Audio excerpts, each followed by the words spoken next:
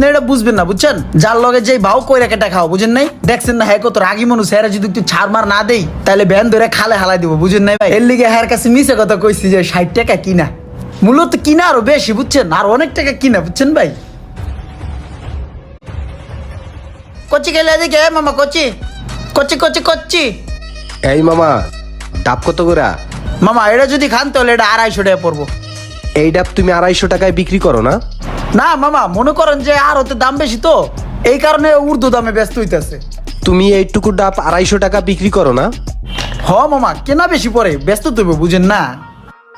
উপর থেকে তোমার নামে কমপ্লেইন আছে, নোটিশ আছে, বুঝছো? তুমি বাজারে উদ্যোগতিতে ডাব বিক্রি করে বাজারে অস্থিরতা সৃষ্টি করছো। তোমাকে এখন কি করব বলো? তুমি যেখান থেকে ডাব কিনে আন না ডাব বিক্রি করো, ওইখানের কোনো চালানপাতি আছে, রসিদ আছে তোমার কাছে? আরে মামা, চালান পাতি কি এনে লইয়া হন যায়, ডাব কোয়ায় ভাতা ভাতা করে পানি পুনি ওরে